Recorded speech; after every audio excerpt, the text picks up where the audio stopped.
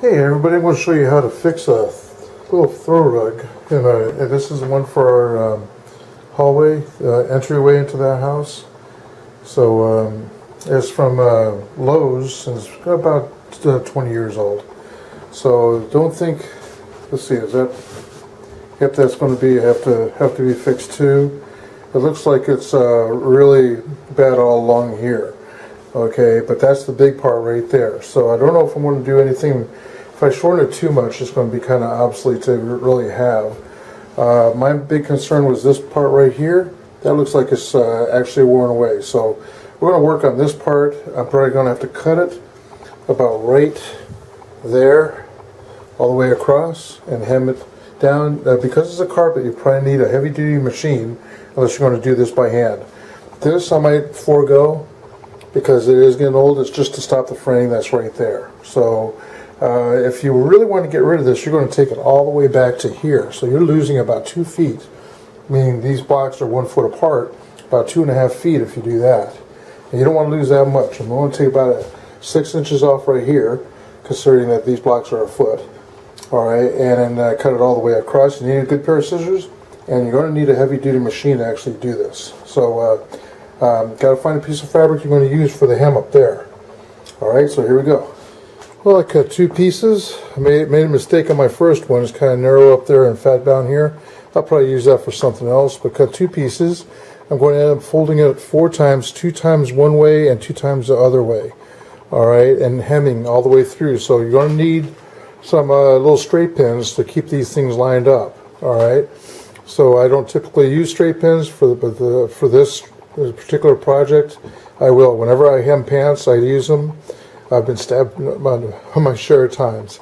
Okay, so this is all leftover fabric from drapery I did. So this is like a denim, really thick denim, and I'm getting ready to make use the rest of it to show you how to make firewood carriers with it. I just need to get some straps to finish that little project up. So you can hand sew these if you want. It's going to take a long time, probably not be as good.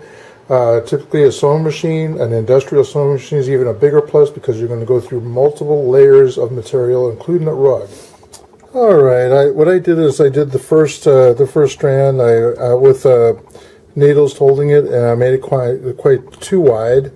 Over here I had to go narrow, and then this is a perfect example. Okay, if you just do one layer, you're going to still see the fraying in here.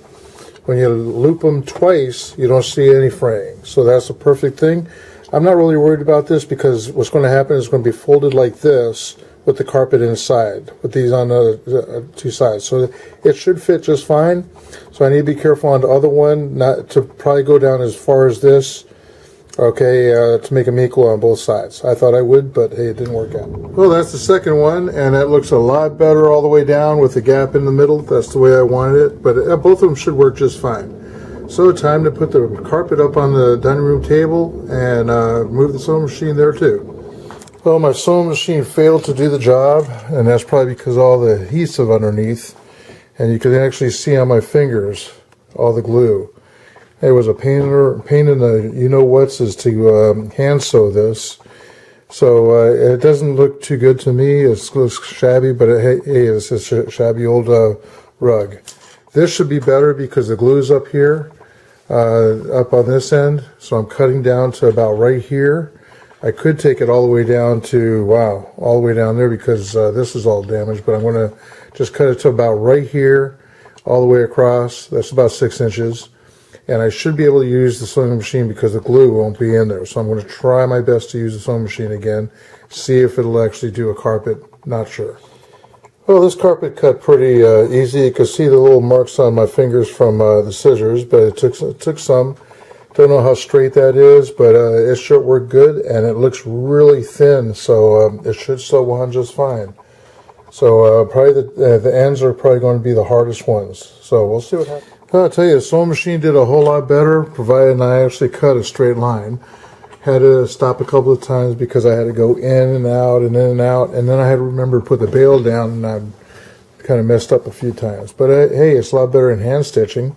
I will have to hand stitch the ends and wrap them around on both sides. So next time you'll see it, it'll be laying down, and you know, it's going to stop from fraying. I think. Well, there it is. That's the part that I had to take the 6 inches off. It actually looks pretty good right there. So all the way across. All right, and then it didn't take too much room off because it's, all right, this is a side that I didn't have to really do, but it looked like it had to be done anyway because it looks like it was coming off. I might have to redo this again because it doesn't look too good. I might just go ahead and take off, you know, like 4 or 5 inches, maybe 6 inches or less, and just do it all over again. I should be able to take that piece off I put on there off and put it right back on. And of course use a sewing machine because it works so well on the other side. So, hey, that's a way to save a carpet, okay, if it's fraying at the ends.